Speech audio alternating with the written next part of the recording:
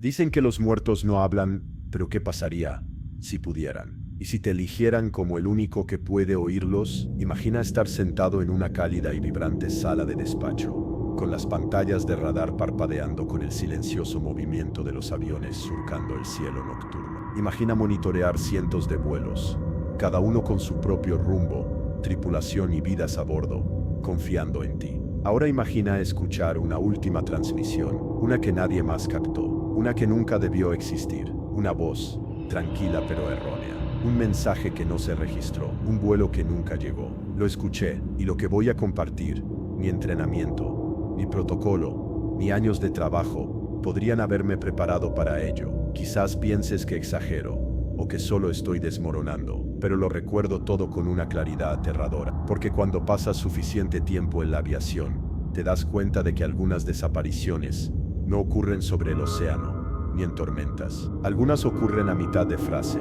Esta no es una historia que haya contado antes, pero el silencio ya ha durado demasiado, y necesito que alguien la escuche. Tú, di la palabra y continuaré con quién era, y dónde empezó todo esto. He pasado la mayor parte de mi vida adulta en habitaciones sin ventanas, escuchando voces de personas que jamás conocería. Me llamo Ryan Mercer, y durante 17 años trabajé como despachador de vuelos para una aerolínea regional con sede en Denver. No es un trabajo glamuroso, y nadie sabe realmente a qué nos dedicamos, a menos que algo salga terriblemente mal. Pero somos los que estamos tras bambalinas, rastreando discretamente cada vuelo, calculando las cargas de combustible, mapeando aeropuertos alternativos y observando los sistemas meteorológicos como halcones. Somos el pulso silencioso tras cada salida. Nuestro centro de despacho estaba enterrado en el ala trasera de una vieja terminal. Siempre olía ligeramente a café quemado y aire comprimido,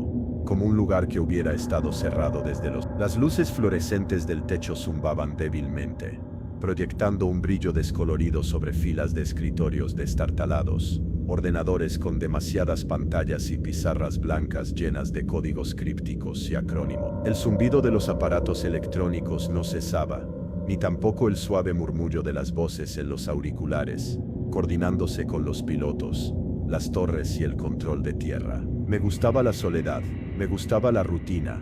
Casi todas las noches trabajaba en el turno rotativo, de medianoche a las 8 de la mañana. Las horas de madrugada, el cielo siempre estaba negro como la tinta. Las pistas del aeropuerto iluminadas como pistas de aterrizaje de otro planeta. Se veían las luces azules y verdes de los taxis serpenteando en la oscuridad, siempre en movimiento, siempre guiando. Era reconfortante, como si el mundo tuviera orden, ritmo, precisión, sobre todo en el centro de control, donde observábamos el movimiento de los aviones como a vista de Dios. Y por eso cuando algo rompía ese ritmo, lo sentías al instante. Recuerdo la noche que empezó porque era martes. Tranquilo, sin incidentes. El tipo de cambio que uno desea, ese en el que no pasa nada y el reloj avanza en paz. Acababa de preparar mi segunda taza de café y me acomodé para observar una serie de vuelos nocturnos cruzando las rocosas. Cada altitud, cada coordenada, justo donde debía estar. Entonces, uno de los indicativos de llamada parpadeó. Fue sutil, como un pequeño contratiempo en el sistema, pero no era un fallo del sistema. Era el vuelo 8, y no se suponía que estuviera en el aire. El vuelo 80. En cuanto vi esa designación en el monitor, mi cerebro no entró en pánico. Simplemente, intentó comprender. Al principio supuse que se trataba de un paquete de datos retrasado, tal vez un artefacto de una ruta antigua, que aún rebotaba en el sistema. A veces ocurre, los vuelos se desvían o se cancelan, pero su información permanece en la base de datos hasta que los servidores se reinician. Así que hice lo que cualquier despachador haría. Comparé la identificación del vuelo con nuestro manifiesto. Nada. El 80-86 no figuraba en el programa esa noche. Llevaba meses sin existir. Pero ahí está la cosa.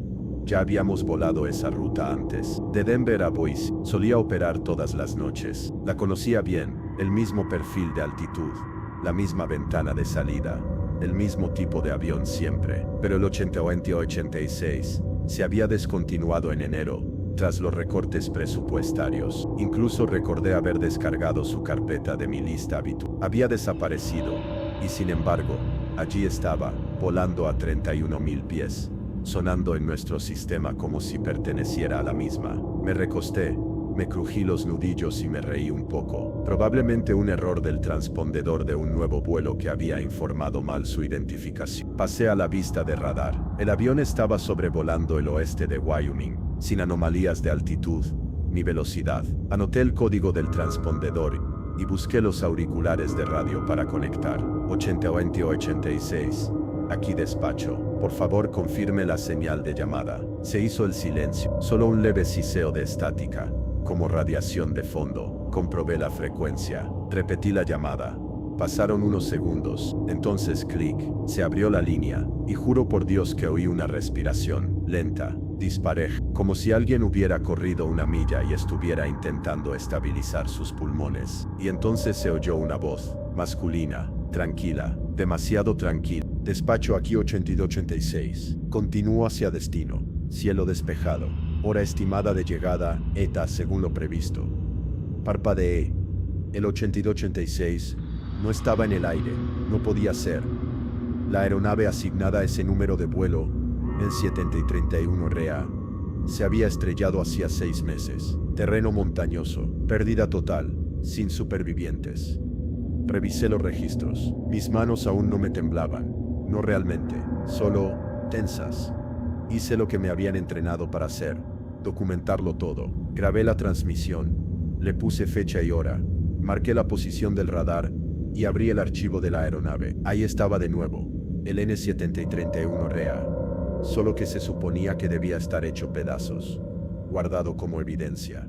Pero ahora me hablaba. No llamé a nadie, no de inmediato. Una parte de ti quiere pensar que es solo un error, un fantasma de datos, de una copia de seguridad del servidor, o un error en los registros de la torre. Ya lo había visto antes. Nuestros sistemas eran viejos, parcheados durante décadas, así que marqué la anomalía para su seguimiento y abrí la base de datos del archivo para buscar el informe final del vuelo 86. El informe seguía ahí, tal como lo recordaba. 14 de enero. Condiciones meteorológicas normales. Ascenso de rutina desde el Aeropuerto Internacional de Denver. Entonces, 6 minutos después del despegue, se perdió el contacto. El radar mostró un descenso repentino cerca del cañón del río Snake. Los equipos de rescate encontraron los restos 3 días después, esparcidos por una cresta en el oeste de Wyoming. La sección de cola estaba carbonizada, la cabina destrozada. Habían recuperado la grabadora de datos de vuelo y el registro de voz de la cabina. Recordaba esa parte con claridad, pero cuando saqué la transcripción del CVR, me quedé paralizado. La última transmisión del piloto, la que acababa de escuchar, ya estaba en la grabación. Texto literal, las mismas palabras, el mismo tono. Despacho aquí 8286. Continuando hacia destino. Tiempo despejado.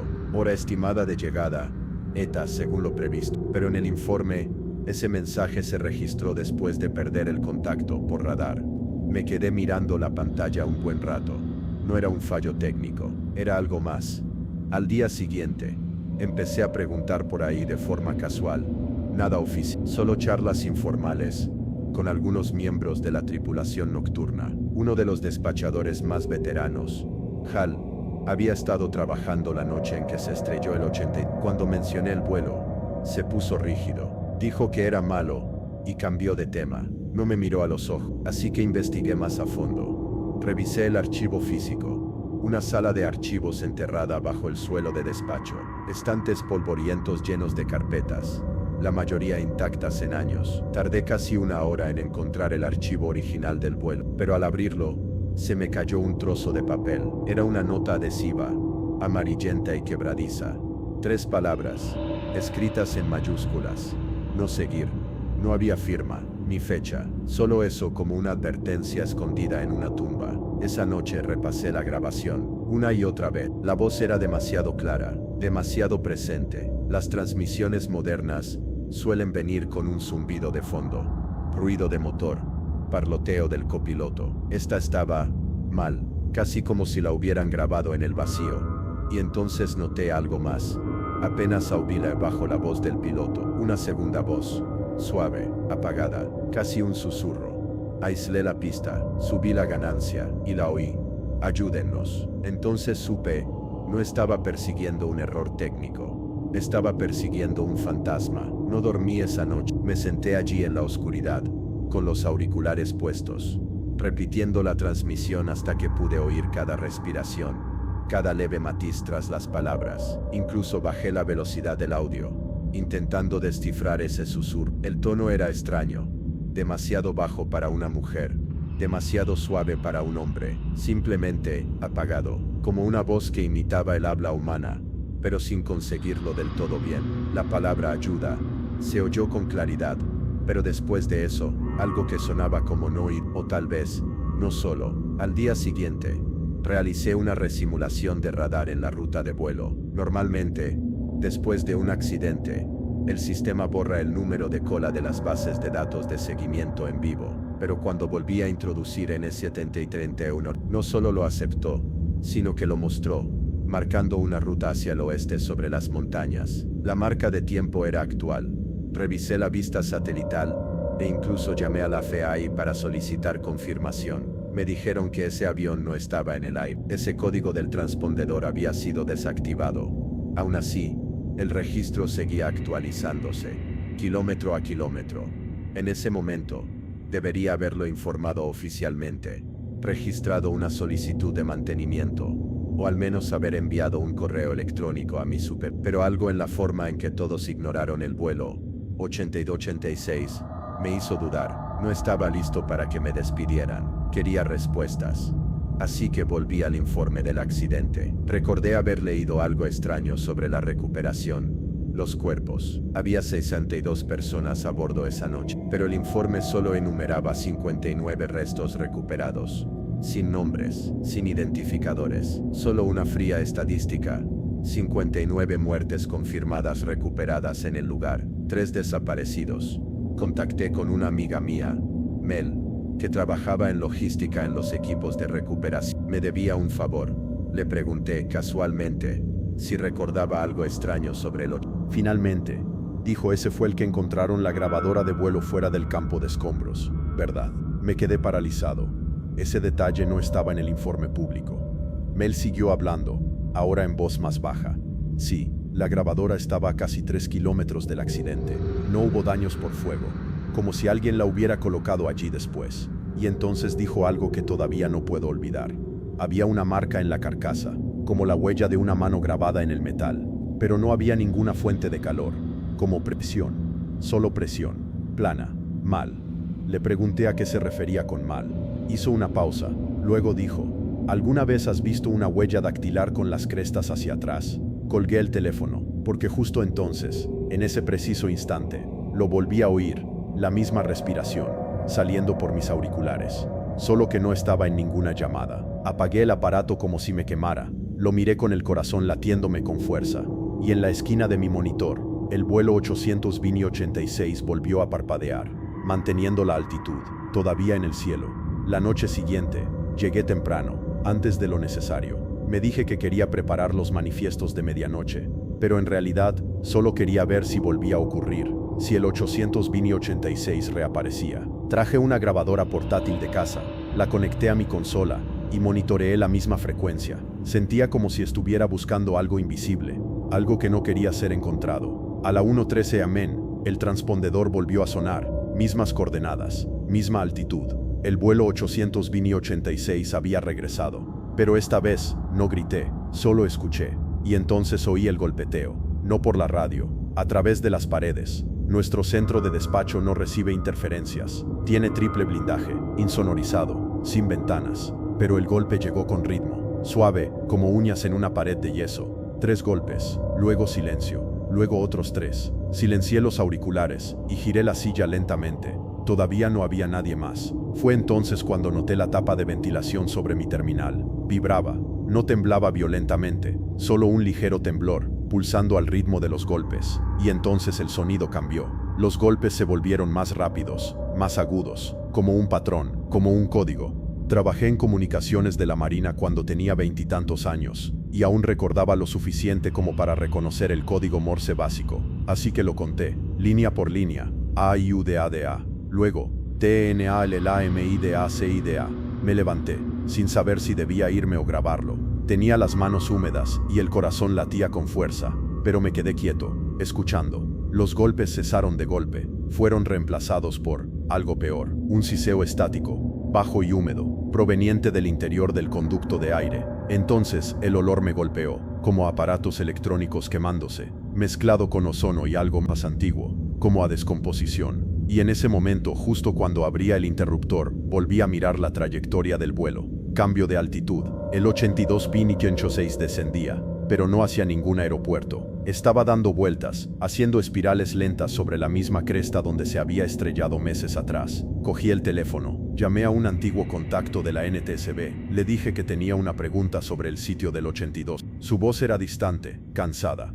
No debería estar hablando contigo de ese vuelo, Ryan, porque no se suponía que recuperáramos nada. Colgó, y juro que, ni siquiera 3 segundos después, la luz parpadeó, solo en mi consola. ¿Y qué fue lo último que vi antes de que se apagara? Altitud, 0 pies. El vuelo 8282 había aterrizado. Después de esa noche, ya no podía fingir más. Tomé las grabaciones de audio, los registros del radar y un mapa impreso de la trayectoria del vuelo, y fui directo a mi antiguo contacto en la FAA, Rick Talbot. Llevaba más tiempo en esto que yo, alguien que había visto todo tipo de anomalías en sistemas imaginables. No confiaba en mucha gente, pero Rick tenía sus propios secretos, y lo más importante, sabía cómo guardarlos. Cuando le enseñé los materiales, no parpadeó, simplemente se quedó mirando. ¿Dijiste que este avión aterrizó?, preguntó con voz monótona. Asentí, o algo que finge serlo. Rick cerró la puerta de su oficina con llave y sacó una carpeta manila de su escritorio,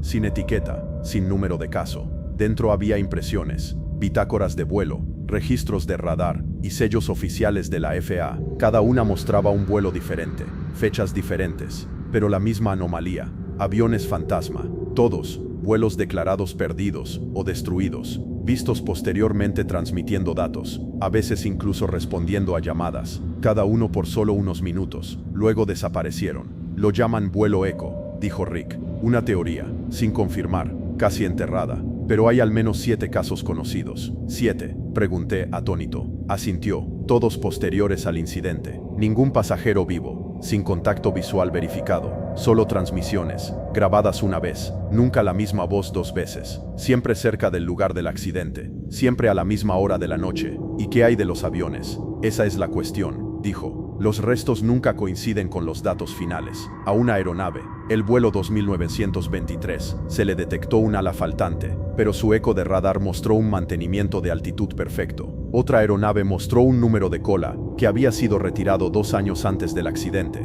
Me quedé callado un buen rato. Entonces Rick me mostró un último archivo, un informe de ADN. Al principio no lo entendí, solo eran comparaciones.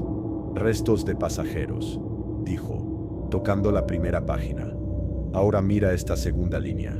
Coincidía, pero el nombre que figuraba como fuente, Capitán Robert Kyle, ex militar, ex mercenario, declarado muerto en Afganistán, 5 años antes de ser piloto del vuelo 8088. Contrataron a un muerto para pilotar un avión fantasma, murmuró Rick.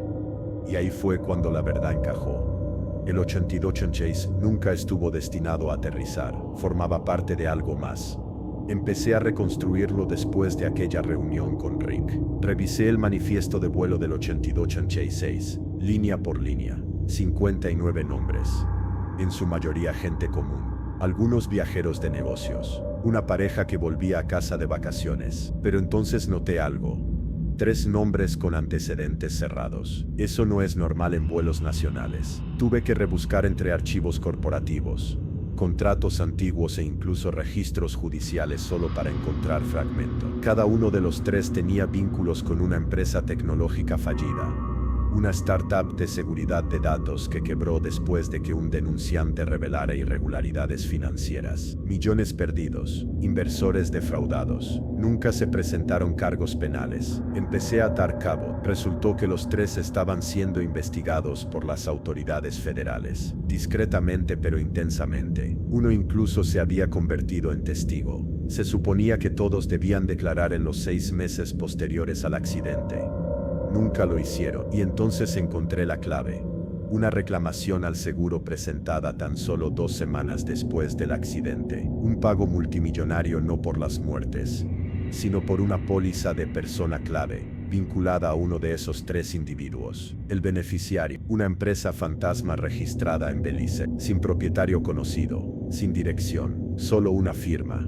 Lo comparé con otros, el mismo patrón, otros vuelos, otros accidentes. No se trataba de una simple coincidencia extraña ni de una aparición fantasmal. Era un sistema, un método. Alguien había descubierto cómo borrar a la gente. Para siempre. No solo mediante asesinatos, sino borrando pruebas, con informes ocultos, con accidentes simulados que no conducían a nada. Y cuando volví a revisar los registros de la NTSB, vi las mismas tachaduras, las mismas notas a pie de página de sin comentarios, los mismos resúmenes corregidos. Quienquiera que estuviera detrás tenía dinero, influencia y no tenía miedo de matar para mantenerlo en secreto. Lo más aterrador, nada de esto era sobrenatural, todavía no. Esto era un diseño frío y humano. Pero entonces, ¿por qué las transmisiones? ¿Por qué las voces? ¿Por qué el sonido de alguien intentando hablar tras la estática? Porque quizás no todo se duerme cuando se apagan las luces de la cabina. Algunas cosas persisten, algunas cosas intentan volver. Y yo estaba escuchando. No podía simplemente irme después de eso. Lo intenté. Dios sabe que lo intenté. Me tomé una semana libre. Le dije a mi supervisor que necesitaba tiempo para mi salud mental, lo cual era cierto. Apenas salía de mi apartamento. Mantenía las persianas bajadas y la televisión encendida solo para ahogar el silencio. Pero no sirvió de nada. Las grabaciones se repetían en mi cabeza. Esa voz, la del piloto tranquila, firme, equivocada, y el susurro subyacente atravesándolo todo como un cable demasiado tenso. Sigo aquí. Empecé a investigar cada accidente que había presentado, no los que salían en las noticias, ni los grandes desastres, solo los silenciosos, las fallas de un solo motor, los aviones regionales que desaparecieron del radar por razones desconocidas. Reabrí sus archivos como si estuviera exhumando tumbas. Fue entonces cuando los patrones se hicieron evidentes, pequeños detalles, los justos para ignorarlos individualmente. Una última llamada que llegó 1 minuto tarde, un transpondedor que dejó de transmitir, pero que seguía apareciendo en los datos fantasma. Un piloto que usaba un indicativo que ya había sido retirado. Docenas de ellos. Todos me habían parecido pérdidas rutinarias, pero ahora parecían algo peor. Desapariciones cuidadosamente planificadas. Empecé a marcar los que me parecían raros. Había más de los que esperaba. 32 según mi recuento final. Y en 11 de ellos encontré referencias a fenómenos inusuales en las notas de despacho. Palabras como sin respuesta, señal fantasma, desviación inesperada. Nadie les hizo seguimiento. Cambió mi forma de trabajar. Dejé de tratar la mesa de despacho como una mesa. La traté como un puesto de escucha. Empecé a registrarlo todo. Cada eco errante, cada fallo de altitud, cada voz extraña que oía en la estática. Creé un archivo privado y observaba cómo reaccionaba la gente cuando preguntaba sobre ciertos vuelos. La mayoría no dijo nada. Algunos se pusieron nerviosos. Algunos me dijeron sin rodeos que lo dejara. Y una noche recibí una carta sin remitente, escrita a máquina y sin firma. Decía: no tienes autorización para esta frecuencia. Deja de escuchar. Pero no me detuve. No pude, porque había visto lo que se entierra y había oído lo que intenta resurgir. No pretendo entender todo lo que he descubierto. Algo de ello, claro, dinero, encubrimientos, espionaje corporativo. Esa es la parte fácil, esa es la parte humana. Pero lo que no puedo quitarme de encima, lo que no me deja dormir, son las cosas que no encajan, los sonidos, los susurros, el repetido tecleo en Morse que se escucha incluso cuando el sistema no funciona, el frío que inunda la habitación cuando un vuelo fantasma sobrevuela. Seguí la pista de esas anomalías. Solo ocurrían entre la 1:00 y las 3 AM, horas muertas. La mayoría de las veces coincidían con el aniversario de un accidente, y a veces los mensajes cambiaban. Dejaron de pedir ayuda. Empezaron a avisar. Una noche capté una transmisión a las 2:17 AM, apenas audible, pero cuando la filtré y limpié la señal, era inconfundible. Una voz que decía: no aborden el avión, ya se fue. Ese vuelo estaba programado para salir en 6 horas. Un vuelo de carga a Flagstaff. Una falla mecánica lo retrasó. Luego, el mal tiempo lo dejó en tierra. Finalmente la orden de despacho fue cancelada. El avión nunca salió del hangar. 2 días después, durante el mantenimiento de rutina, encontraron fracturas por tensión en ambas alas, suficientes para destrozarlas en el aire. Alguien, o algo, detuvo ese vuelo. Y la voz no era del piloto, ni del sistema, ni de ninguno de nuestros respaldos. No coincidía con ningún archivo personal registrado, pero estaba allí, intentando contactarnos. Entonces, ¿qué significa eso? Me lo he preguntado 1000 veces. ¿Fui elegido? ¿Me atormentaron? ¿O simplemente fui el único que realmente escuchó? Lo único que sé es que ya no confío en el silencio, porque lo más aterrador de todo esto no son los accidentes, no son las muertes. Es lo fácil que es ignorar lo extraño, lo imposible, las cosas que no podemos explicar. Los archivamos, los llamamos fallos, pero a veces los muertos se niegan a permanecer archivados. A veces gritan a través de la estática, a veces susurran a través del zumbido del ventilador de una consola, y a veces llaman lenta y constantemente hasta que alguien finalmente abre la puerta. Y yo lo hago cada noche. Me siento en esa habitación oscura, con los auriculares puestos, y escucho. Y si hay algo ahí fuera, algo que aún intenta hablar, entonces estoy aquí, y seguiré escuchando. Hay una última cosa que no le he dicho a nadie, ni siquiera a Rick. Hace unas semanas, me quedé hasta tarde, más tarde de lo habitual. Todos los demás se habían ido a casa. El edificio estaba en un silencio sepulcral. Estaba revisando el audio de un antiguo despacho buscando patrones. Exactamente a las 3:14 am, se escuchó una transmisión, clara, directa, sin estática. No era un piloto, era mi nombre, Ryan Mercer. Confirmar presencia. Se me heló la sangre, no porque fuera inesperado, sino porque sonaba como yo, el mismo tono, la misma cadencia, pero apagado. Confirmar, repitió. No respondí. No podía, me quedé allí paralizado, con los auriculares temblando en las manos. Entonces la voz dijo: has visto demasiado, no olvides la puerta. La línea se cortó, la pantalla parpadeó, y por un breve instante, vi el regreso del vuelo 80 parpadeando en el radar. Solo un ping, altitud velocidad 0, y bajo las notas, una sola línea se rellenó automáticamente. Manifiesto incompleto, llegada pendiente. Entonces desapareció. Lo apagué todo. Salí. El aire de la noche me golpeó como un muro. Esa fue la última transmisión. No ha vuelto desde entonces, y no puedo dejar de pensar en esa última frase. No olvides la puerta. ¿Qué puerta? ¿Qué abrí exactamente cuando empecé a escuchar? A veces me pregunto si ya no se trata de rastrear vuelos, ni de perseguir conspiraciones. Tal vez lo que conecté era más profundo que cualquier registro de despacho, más antiguo que nuestra tecnología. Tal vez haya ecos que se repiten a través del tiempo. Momentos, tragedias, gritos de socorro atrapados en un bucle infinito, esperando a que alguien los sintonice. Tal vez eso sea todo lo que son los fantasmas, señales perdidas, frecuencias que nadie más puede soportar escuchar. Y si eso es cierto, si de verdad existe un lugar donde se reúnen los muertos, no en cementerios ni tumbas, sino en la estática, en las grietas de la información, en el silencio entre transmisiones, entonces quizá el vuelo 80 nunca se estrelló, quizás siga volando, quizás siempre lo hará. Y yo estaré aquí, escuchando, porque si alguna vez oyes algo fuera de lugar en un vuelo nocturno, algo raro, algo demasiado tranquilo, no lo ignores, no cambies de canal. Puede que seas el único que pueda oírlos. Y si lo haces, entonces te toca a ti. Escucha, recuerda, no olvides la puerta, y nunca, nunca, dejes de escuchar.